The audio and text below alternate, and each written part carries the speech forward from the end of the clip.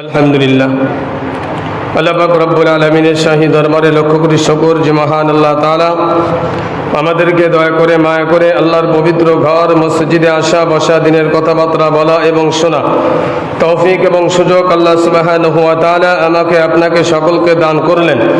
আমরা সেই মহান মালিকের দরবারে অন্তরের অন্তরস্থল থেকে কালিমাত শুকর আদায় করি, সকলে বলি আলহামদুলিল্লাহ। মাহে রমজান মাসের আজকে 13ই রোজা, মাগফিরাতের তৃতীয় দিন। এই মাহে রমজানের দ্বিতীয় হিজরিতে 17ই মার্চ 17ই মাহে রমাদান মুসলমান এবং কাফিরদের মধ্যে সর্বপ্রথম এবং সর্ববৃহৎ সবথেকে বড় একটি যুদ্ধ লড়াই হয়েছিল, যেই লড়াইয়ের নাম গজওয়ায়ে বদর বলা হয়। তো রাসূল আরবি সাল্লাল্লাহু আলাইহি ওয়াসাল্লাম মাহে রমাদানের কথা আলোচনা পেশ করেছেন। হযরতে আব্বাস রাদিয়াল্লাহু তাআলা আনহু সহ আলী রাদিয়াল্লাহু তাআলা আনহু সহ অসংখ্য সাহাবা ইকরাম হাদিসটা বর্ণনা করেছেন যে কোনো ব্যক্তি যদি ইচ্ছাকৃতভাবে মাহে রমজানের একটি রোজাকে ছেড়ে দেয়, ইচ্ছাকৃতভাবে শরিয়াত কোনো ওজর ব্যতীত কোনো ব্যক্তি যদি ইচ্ছাকৃতভাবে রমজানের কোনো একটি রোজাকে ছেড়ে দেয়, তরক করে, তো ওই ব্যক্তি যদি রমজানের বাহিরে সারা জীবন রোজা রাখে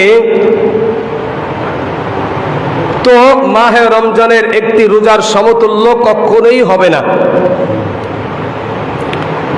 আরো বর্ণনা করেছেন হযরতে ইবনে আব্বাস রাদিয়াল্লাহু তাআলা আনহু বলেন,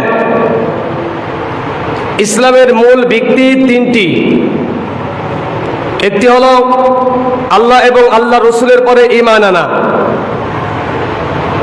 2 নম্বরে নামাজ, 3 নম্বরে রমজান মাসের রোজা।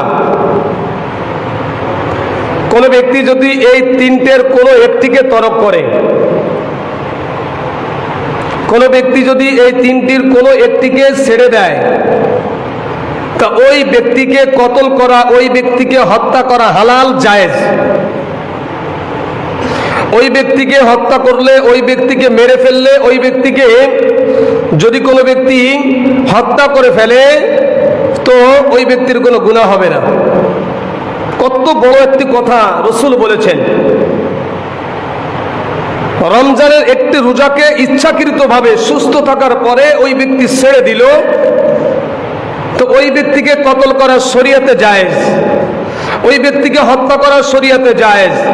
ইসলামী রাষ্ট্রের প্রধান যারা আছে তাদের দায়িত্ব হলো এদেরকে খুঁজে খুঁজে হত্যা করে দেওয়া, কারণ এরা হলো দুনিয়ার বোঝা। আল্লাহর রিজিক ভক্ষণ করেন অথচ আল্লাহর হুকুম পালন করে না।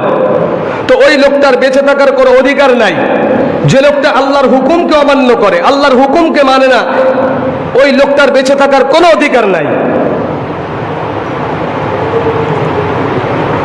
দুনিয়াতে তুমি থাকবা, আল্লাহর রিজিক ভক্ষণ করবা, আল্লাহর দেওয়া হায়াত তুমি ভক্ষণ করবা, আল্লাহর দেওয়া নিয়ামত তুমি ভক্ষণ করবা, অথচ আল্লাহ পাক রব্বুল আলামিনের বিধানকে তুমি মানবা না, অস্বীকার করবা, তো তোমার দুনিয়ায় বেঁচে থাকার কোনো অধিকার নাই।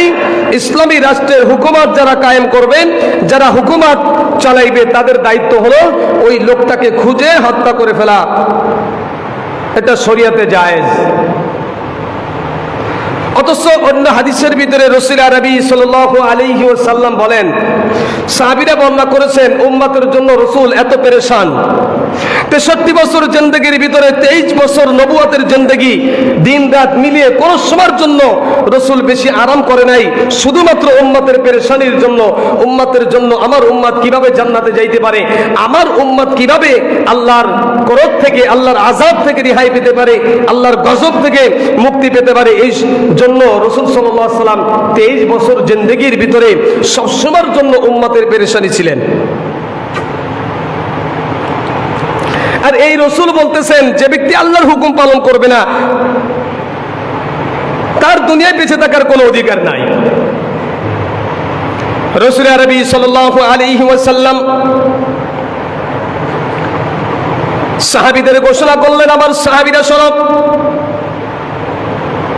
মাহে রমজান মাস এমন একটি মাস, এমন একটি রোজা, যদি কোনো ব্যক্তি কোনো ওজর ব্যতীত এই মাহে রমজান মাসের একটি রোজাকে ছেড়ে দিবে, ও যদি সারা জীবন রোজা রাখে, আল্লাহ তাআলা তাকে যদি কিয়ামত পর্যন্ত হায়াত দেয়,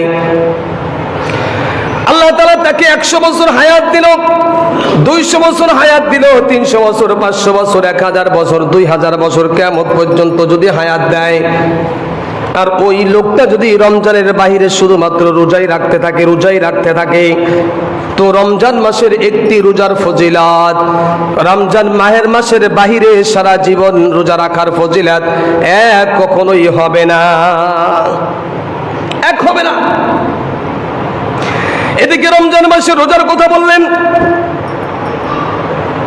আবার আল্লাহর নবী বিশ্ব নবী মুহাম্মদুর রাসূলুল্লাহ সাল্লাল্লাহু আলাইহি ওয়াসাল্লাম হিজরির দ্বিতীয় হিজরি থেকে মক্কার থেকে মদিনায় যখন চলে গেলেন,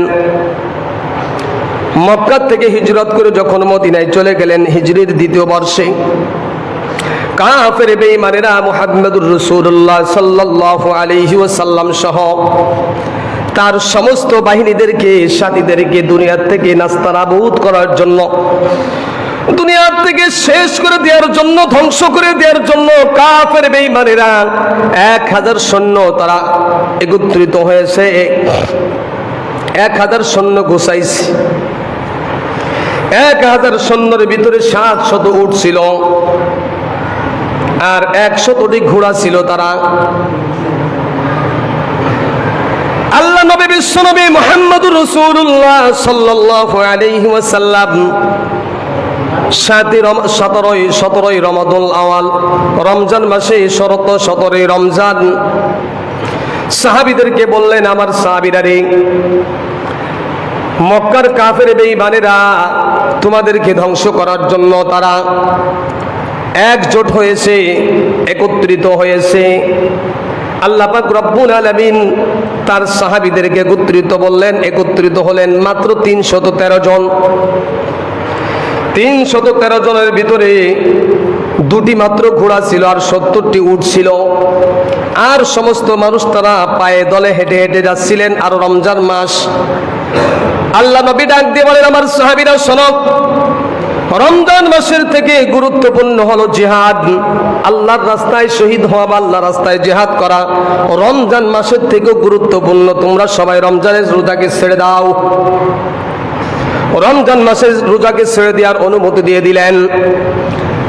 আল্লাহ নবী মদিনা থেকে 80 মাইল অথবা 70 মাইল দূরে বদর নামক স্থানে আল্লাহর নবী 313 জন সাহাবীদেরকে নিয়ে একত্রিত হলেন।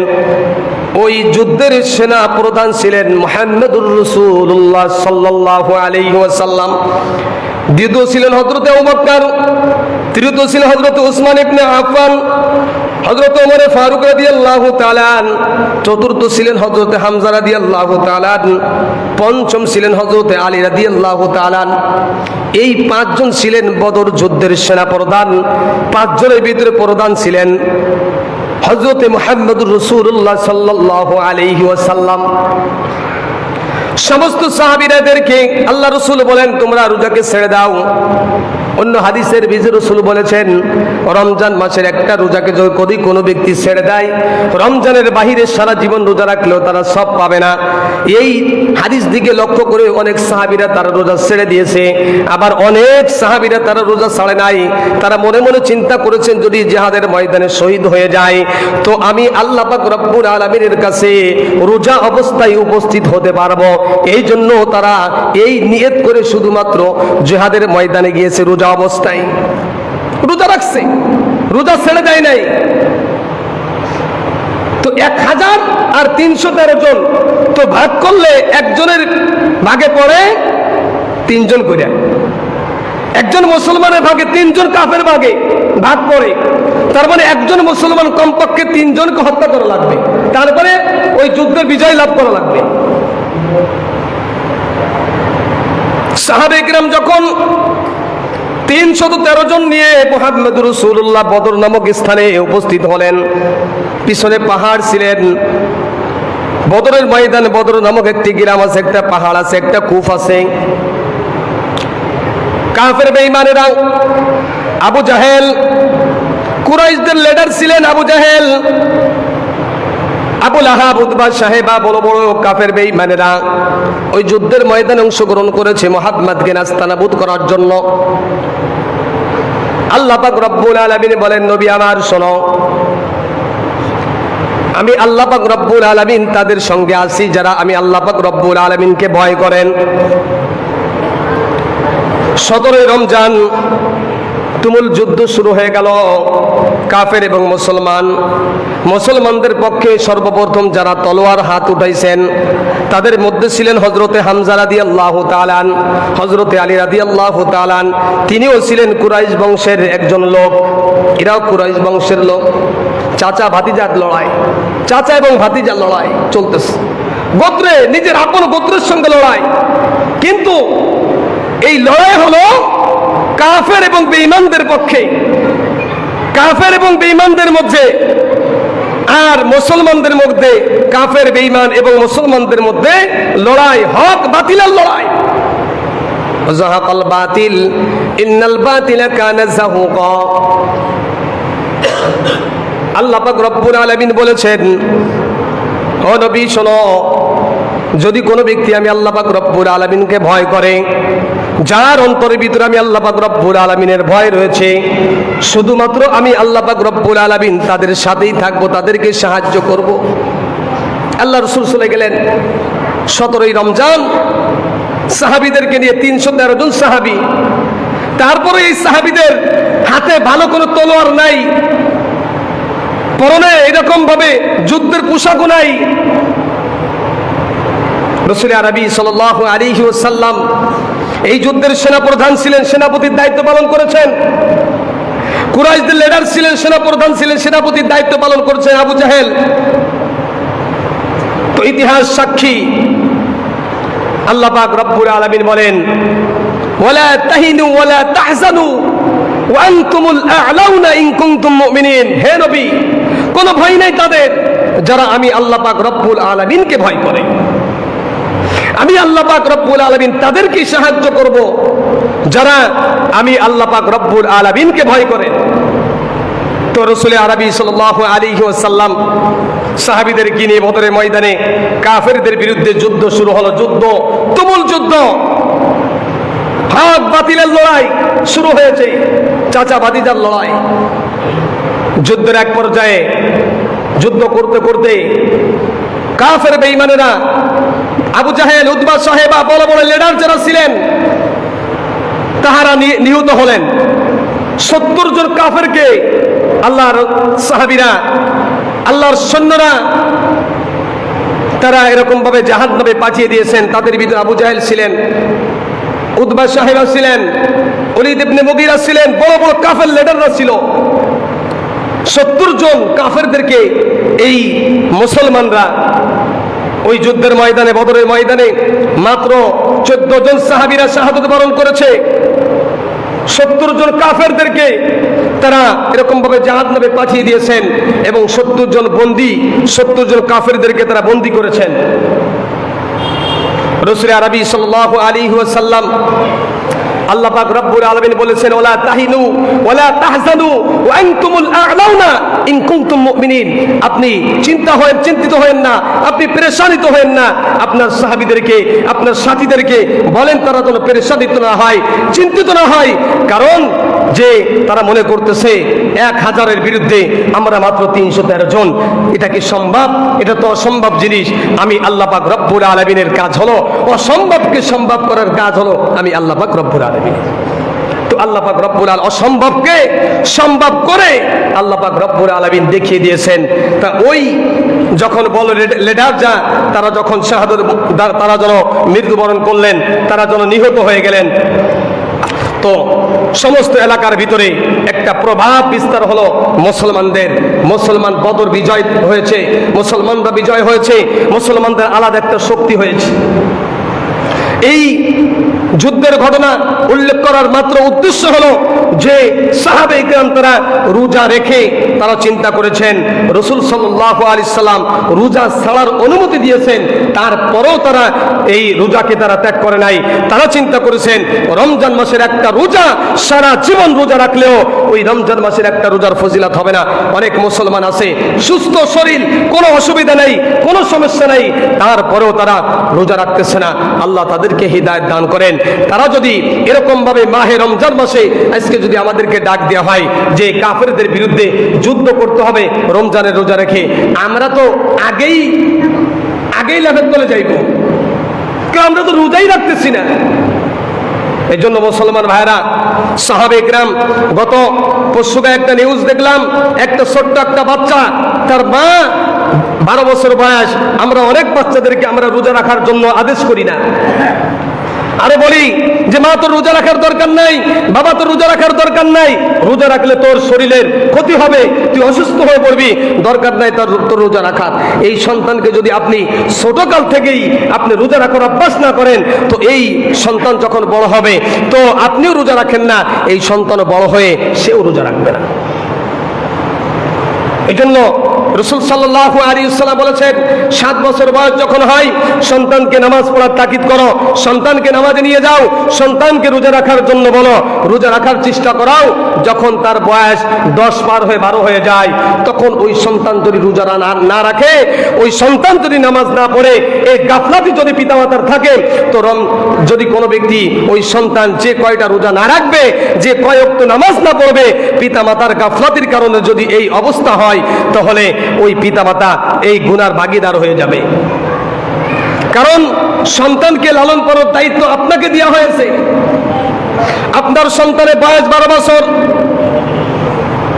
রোজা রাখতে পারে না, কারণ আপনি তাকে রোজা রাখার জন্য আদৌ কোনোদিন বলেন নাই। যখন 7 বছর বয়স হয়েছে, 8 বছর বয়স হয়েছে, আপনি সন্তানকে বলবেন সন্তানকে একটু রোজা রাখার চেষ্টা করো, সন্তানকে সেহরি খাওয়াইবেন, সকালে খাবার দিবেন না, প্রথম দিন জোহর পর্যন্ত তাকে না খাওয়ায় রাখবেন, জোহরের পরে তাকে খাবার দিবেন, আবার পরের দিন আর একটু পরে, এইভাবে করতে করতে দেখা যাচ্ছে ওই রমজান মাসে 1-2টা রোজা সে রাখার চেষ্টা করবে বা রেখে ফেলবে। পরবর্তী রমজানে দেখবেন সে 5-7টা 10টা রোজা রেখে ফেলবে।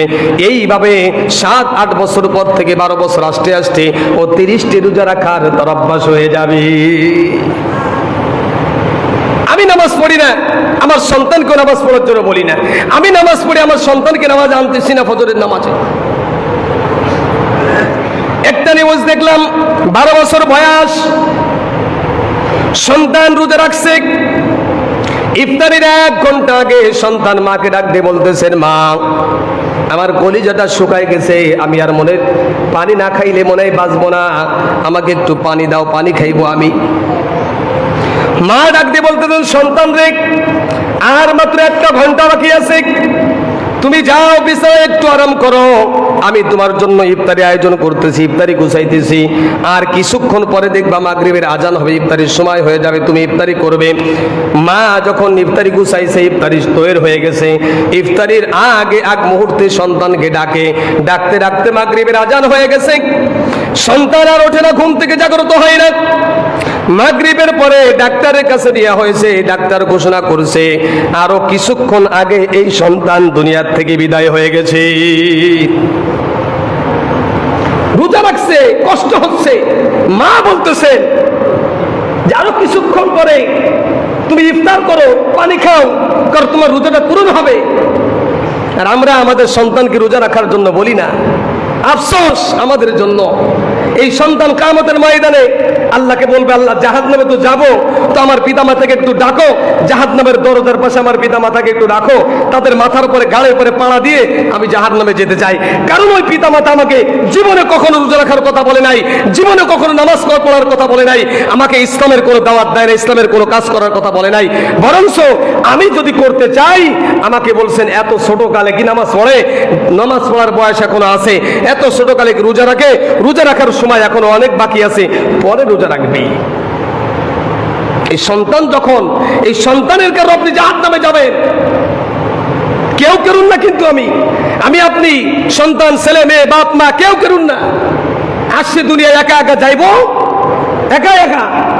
তো আসার সময় আমি উলাঙ্গ অবস্থায় এসেছিলাম, যাওয়ার সময় মাত্র 3 টুকরা কাপড় আমার সঙ্গে যাবে, মহিলাদের 5 টুকরা যাবে। তো আমার কেউ নেই, আমার সাথে যাবে শুধুমাত্র আমল। যদি আমার আমল ঠিক থাকে তো কিয়ামতের ময়দানে, কবরে, হাসরে, মিজানে, ফুলসিরাতে আমার সঙ্গে ভালো ব্যবহার করা হবে। আমার আমল নামা যদি ভালো না থাকে তো কবরে 99, কমপক্ষে 99 প্রকার সাপ আমার কবরে নিযুক্ত করে দেওয়া হবে। জাহান্নামের আগুন থেকে, জাহান্নাম থেকে একটা রাস্তা আমার জন্য খুলে দেওয়া হবে। আমার কবরে জাহান্নামের আগুন পৌঁছানো দেওয়া হবে, জাহান্নামের পোশাক পরিধান করে দেওয়া হবে, জাহান্নামের বিছানার ব্যবস্থা করা হবে, সব দিক দিয়ে জাহান্নামের ব্যবস্থা করা হবে। কবরটাই জাহান্নামের একটা গর্ত হয়ে যাবে। তো সেই দিন আমার সন্তান কোথায়, আমার সম্পদ কোথায়, আমার টাকা পয়সা কোথায়, আমার আত্মীয় স্বজন, আমার বাপ মা, আমার পিতা মাতা, কেউ আমার কোনো কাজে আসবে না। আমি আমার আর কেউ নাই, আমার আর কেউ নাই। এই জন্য মুসলমান ভাইরা, কেন আমি রোজা রাখি না, কেন আল্লাহর ইবাদত করি না, কেন আমি নামাজ পড়ি না? আমাকে আল্লাহ কেন দুনিয়ায় পাঠাইলো? আমাকে কি শুধুমাত্র খাওয়ার জন্য আর ঘুমানোর জন্য আর বাথরুমে যাওয়ার জন্য পাঠিয়েছে, নাকি আমার কোনো কাজ নাই? কেন আমরা দুনিয়া আসলাম? আল্লাহ তাআলা বলেছেন, ওমা খলাকতুল জিন্না ওয়াল ইনসা ইল্লা লিয়াবুদুন, আমি শুধুমাত্র মানুষ এবং জিন জাতিদেরকে আমি আল্লাহ তাআলার ইবাদতের জন্যই পাঠিয়েছি। আমরা কি করি? দুনিয়া এসে দুনিয়ার নিয়ামত, কি নিয়ামত খাইতেছি আমরা? কার এটা? এত সুন্দর ফল খাইতেছে, কে বানিয়েছে? ভাত খাইতেছি, এই ভাতটা কেউ কোত্থেকে আসলো? একটু চিন্তা করে দেখি, আমি কিছুই না, আমি তো আমারই না। এই জন্য মুসলমান ভাইরা, এখনো সময় আছে, যতদিন হায়াত আছে আমাকে সময় দেওয়া হচ্ছে ফিরে আসার জন্য, আল্লাহর দিকে ফিরে আসার জন্য, আল্লাহর দিকে ফিরে আসার জন্য, হিদায়াতের রাস্তায় ফিরে আসার জন্য আল্লাহ তাআলা এখনো আমাদেরকে আহ্বান করতেছে। আল্লাহ পাক রব্বুল আলামিন আমাদেরকে বলতেছেন, হে দুনিয়ার মুসলমানেরা, হে ইমানদারেরা, হে মানুষেরা, আমি আল্লাহ তাআলা তোমাদের জন্য বিধান দিয়েছি, আমি আল্লাহর হুকুম পালন করো যদি তোমরা দুনিয়া এবং আখিরাতে শান্তিতে থাকতে চাও। ইয়া আইয়াতুহান নাফসুল মুতমাইন্না ইরজিই ইলা রাব্বিকি রাদিয়াতাম মারদিয়া ফাদখুলি ফি ইবাদি ওয়াদখুলি জান্নাতি। আমার জান্নাতে প্রবেশ করতে চাও, আমার ইবাদতের ভিতরে শামিল হয়ে যাও, আমার ইবাদতের ভিতরে প্রবেশ করো, আমি আল্লাহ তাআলা তোমাদেরকে জান্নাতে প্রবেশ করাই দেব। অথচ আমরা জান্নাতে সকলেই যেতে চাই, কেউ চাই না জাহান্নামে যাইতে, কেউ চাই না। কেউ যদি বলা হয় যে জাহান্নামে যেতে চান, কয় না হুজুর আমি জাহান্নামে যেতে চাই না। ওই লোকটাও জানে, যে লোকটা বলতেছে আমি জাহান্নামে যেতে চাই না, ওই লোকটাও জানে জাহান্নাম একটা ভয়াবহ স্থান, জাহান্নাম শাস্তির স্থান। ওই লোকটা জেনে বুঝে তারপরও আল্লাহর হুকুম 5 ওয়াক্ত নামাজ পড়ে না, আল্লাহর হুকুম রমজান মাসে রোজাকে কাজা করতেছে। জানে, ওই লোকটা জানে যে জাহান্নামে যাইতে চায় না, কারণ জাহান্নামে আগুনের স্থান, আযাবের স্থান। এই জন্য মুসলমান ভাইরা, তারা যদি রমজান রোজা রেখে জিহাদের ময়দানে যে এরকম ভাবে জিহাদ করে দিন বিজয় নিয়ে আসতে পারে, আর আমরা সেই নবীর উম্মত হয়ে আমরা কেন আল্লাহর হুকুম এই মাহে রমজান মাসে রোজা রাখতে পারবো না? আমাদের হিম্মত নাই। একটু অসুস্থ হলে হুজুর আমি অসুস্থ, কে অসুস্থ? ঠান্ডা লাগছে, জ্বর হয়েছে। আরে এই জ্বরে তো আপনি মরে যাবেন না, এই ঠান্ডাতে তো আপনি মরে যাবেন না। একটার মাত্র শরীয়তের অজুহাত দিয়েছেন, সেটা হলো কোন ব্যক্তি যদি আইয়ামান মা'দুদা ফামান কানা মিনকুম মারিদান আও আলা সাফারিন, দুইটা জরুরত আল্লাহ পাক রব্বুল আলামিন কোরআনের ঘোষণা করেছেন, যদি দুইটা জরুরত কোন ব্যক্তির থাকে তাহলে সে রোজা রাখতেও পারে, নাও রাখতে পারে। রোজা রাখবে না, 1 নম্বর যদি সে শরিয়া কোনো ব্যক্তি সফরই হয়, সফর। 2 নম্বর যদি অসুস্থ হয়, এত অসুস্থ যে রোজা রাখলে সে মৃত্যুবরণ করবে, রোজা রাখলে সে মারা যাবে।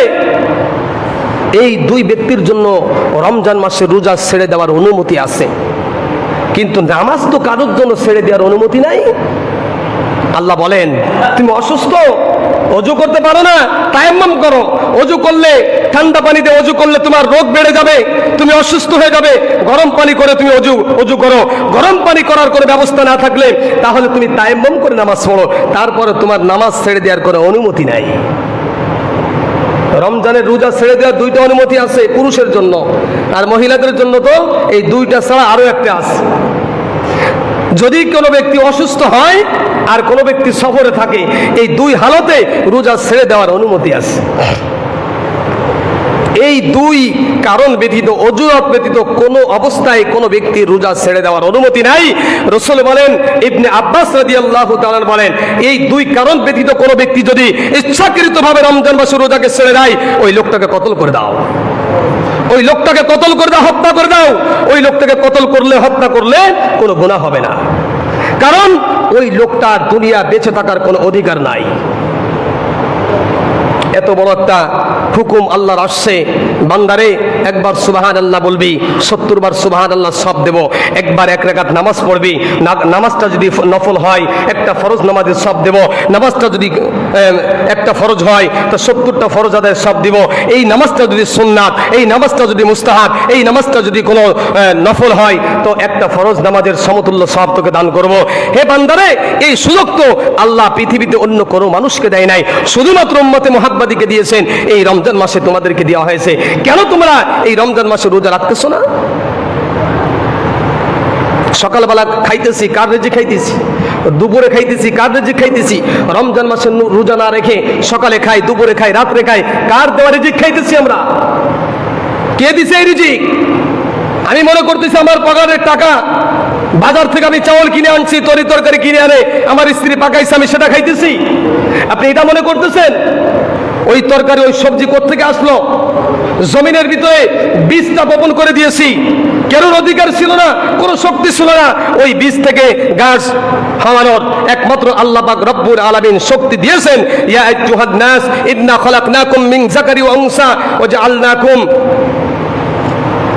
ইয়া আইয়ুহান নাস ইত্তাকু রাব্বাকুম والذين من قبلكم لعلكم تتقون الذي جعل لكم الأرض فراشا والسماء بناء وأنزل من السماء ماء فأخرج به من الثمرات رزقا لكم। আমি আল্লাহ তাআলা আসমান থেকে বৃষ্টি বর্ষণ করেছি। তোমরা যে বীজটা বপন করেছো ওই আসমানের বৃষ্টি দ্বারা আমি আল্লাহ তাআলা জমিন থেকে গাছ উৎপাদন করে ওই গাছের থেকেই আমি আল্লাহ তাআলা তোমাদের জন্য সুস্বাদু খাবার তৈরি করেছি। আমি আল্লাহ তাআলা করেছি।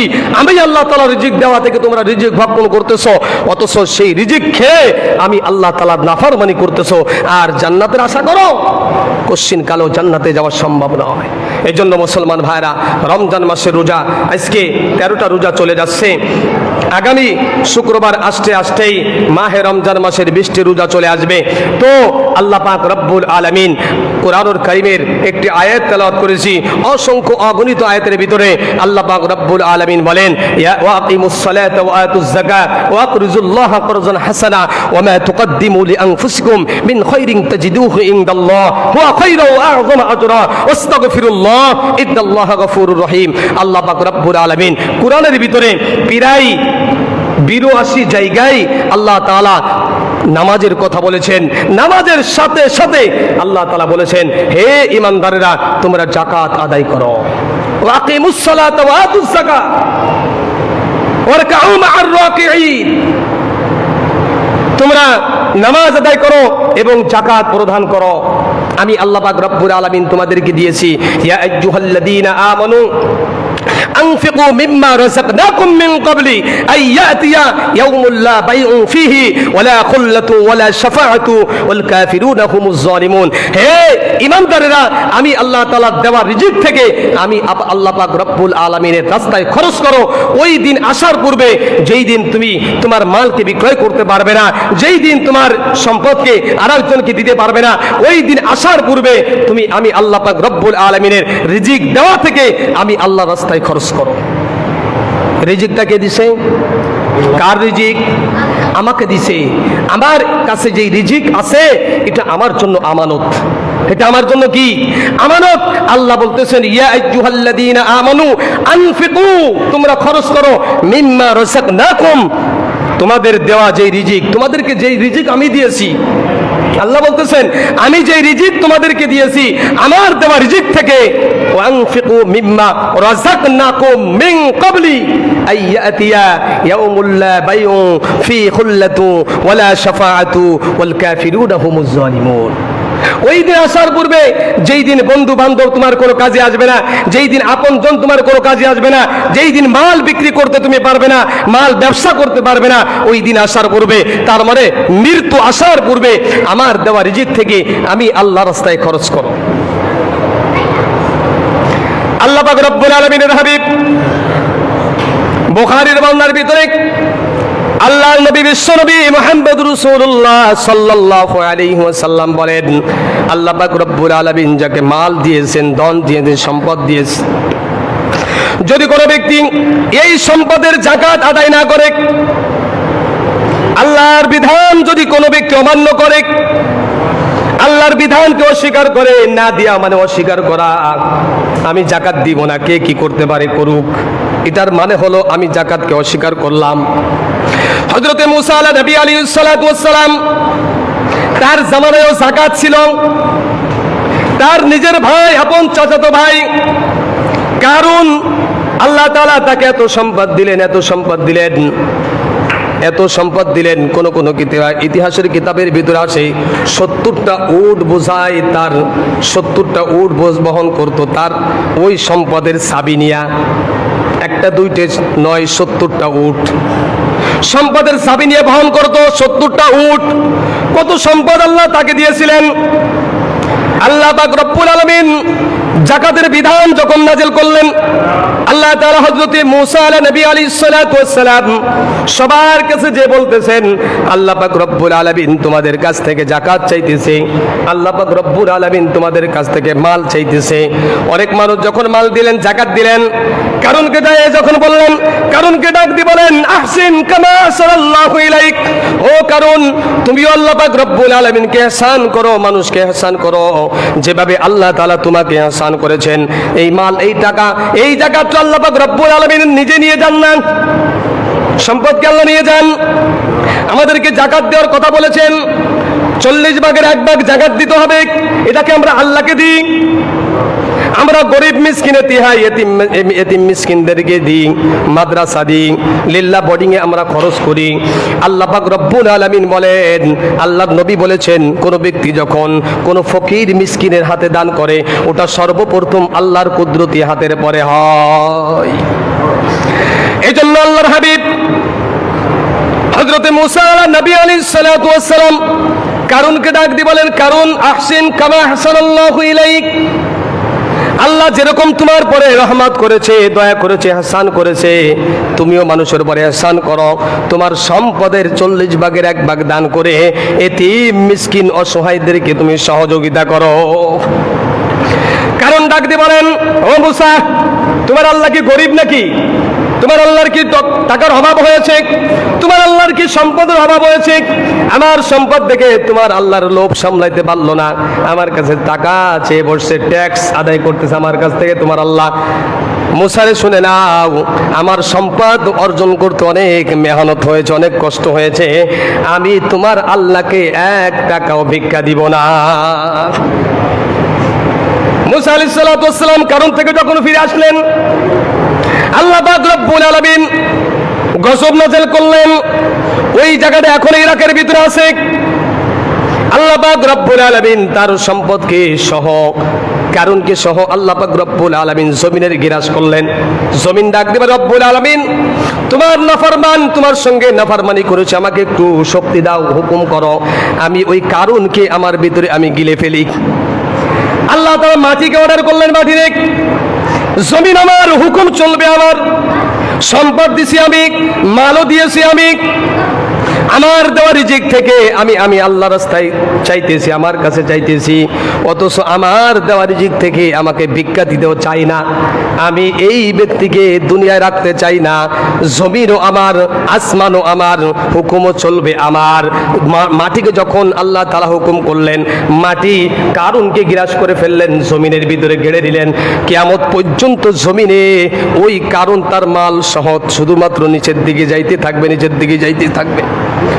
এই জন্য আল্লাহ পাক রব্বুল আলামিন বলেন, ওয়াল্লাযীনা ইয়াকনিজুনা আয-যাহাবা ওয়াল ফিজ্জা, যাদের কাছে স্বর্ণ এবং চাঁদি আছে, স্বর্ণ এবং রূপা আছে, তারা যদি এই স্বর্ণ এবং রূপার যাকাত আদায় না করে, বিশেষ করে মহিলাদের ভিতরে, মহিলাদের কাছে আছে, অনেক মহিলাদের কাছে 5 ভরি 7 ভরি 8 ভরি 10 ভরি স্বর্ণ থাকে। তারা আবার চিন্তা করে এর কি আবার যাকাত দেওয়া লাগে নাকি? এটা তো আমরা ব্যবহারই করতেছি। ব্যবহারই করবেন, সবসময় তো আর ব্যবহার করেন না, ওর যাকাত দেওয়া লাগবে। যদি যাকাত না দেন, ওই এক একটা চেন, এক একটা স্বর্ণ কিয়ামতের ময়দানে আপনার জন্য বিষধর সাপ হবে। বুখারীর হাদিসের ভিতরে আল্লাহ নবী বলেন, কিয়ামতের ময়দানে যেই ব্যক্তি দুনিয়ার ভিতরে সম্পদ তাকে দান করা হয়েছে, আমি আল্লাহ তাআলা যাকে সম্পদ দিয়েছি ওই সম্পদের যাকাত আদায় করলো না, যাকাত আদায় না করা হলো যাকাতকে অস্বীকার করা। যেই ব্যক্তি যাকাতকে অস্বীকার করবে, কারণের অবস্থা হবে তার দুনিয়ার ভিতরে কোনো উন্নতি তার হবে না, কোনো লাভ তার হবে না। শুধু দেখবে টাকার পাহাড় আর টাকার পাহাড়, ওই টাকার ভিতরে কোনোদিন শান্তি খুঁজে পাবে না। আল্লাহ নবী বলেন, বুখারীর হাদিস,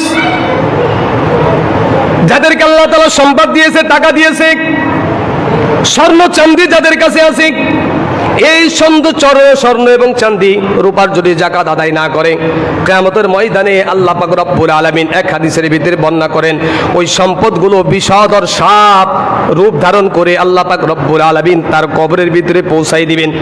কবরকে ডাক দিয়ে বলবেন, ওই সাপ ডাক দিয়ে বলেন, তুমি কি আমাকে চেনো?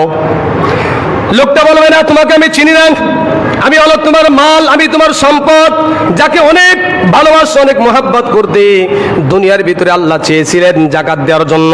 ওয়াকিমুস সালাতা ওয়া আতুজ যাকাত ওয়া আকরিজুল্লাহ করজান হাসানা, আল্লাহ চেয়েছিলেন বান্দারে আমি আল্লাহ তাআলাকে তোমরা করজে হাসানা দাও, আমি আল্লাহ তাআলা তোমার এই করজে হাসানাটাকে উত্তম দান করব, উত্তম প্রতিদান দান করব, আমি কিন্তু নষ্ট করব না।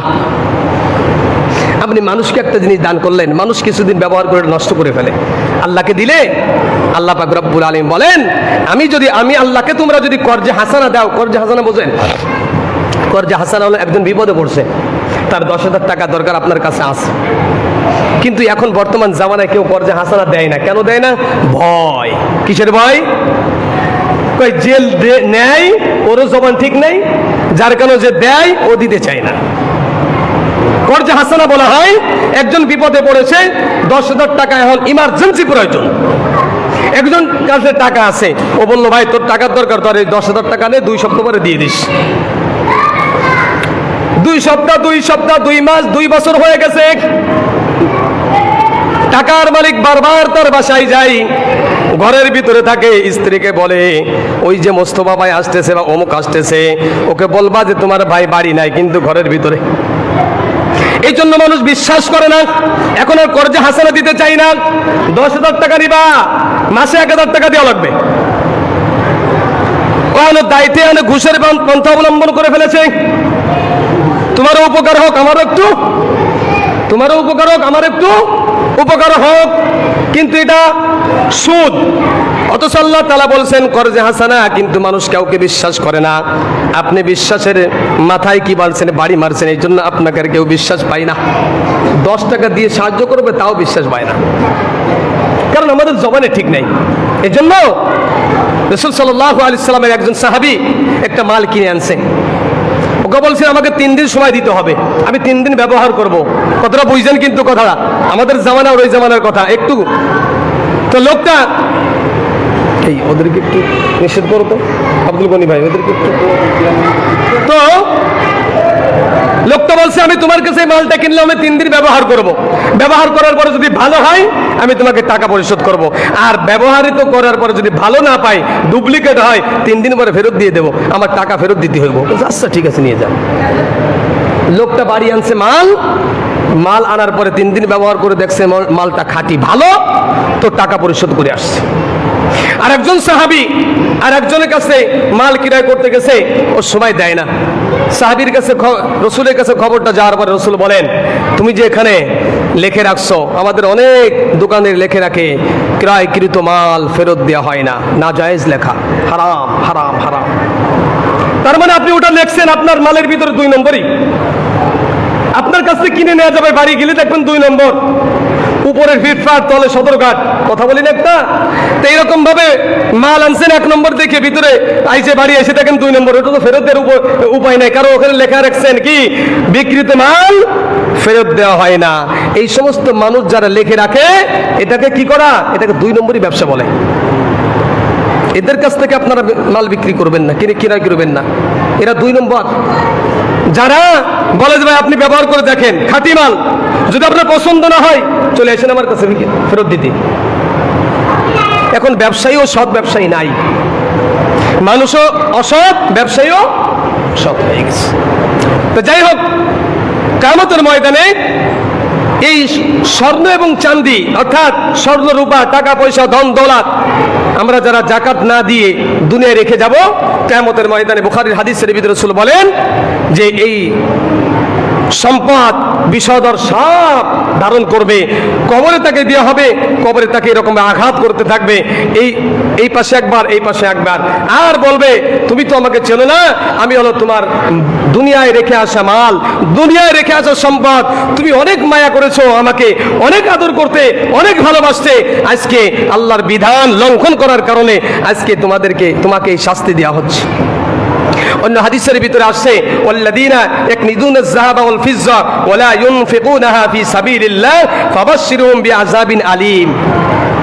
তো আল্লাহ পাক রব্বুল আলামিন বলেন যে যারা সম্পদের যাকাত দিবে না, কিয়ামতের ময়দানে এই সম্পদ একটা লোহার পাত, বুঝেন তো, বিশাল লোহার পাত, এটাকে যদি আগুনের ভিতরে ঢোকানো হয়, বিশাল বিশাল বড় বড় কারখানার ভিতরে লোহা তৈরি করে, যেখানে ওর ভিতরে যখন এই বড় বড় লোহার টুকরাগুলো দেওয়া হয়, তো ওই লোহাটা পুরো আগুন হয়ে যায়, পুরো কি হয়ে যায়, আগুন হয়ে যায়। কোনো সময় ঘটনার ভিতরে এরকম ভাবে নিউজ আসে যে একজন লোক ওই আগুনের ভিতরে পড়ে গেছে, সাথে সাথে পানি মোমের মতন গলে গেছে, হয় না অনেক সময় দুর্ঘটনা ঘটে না?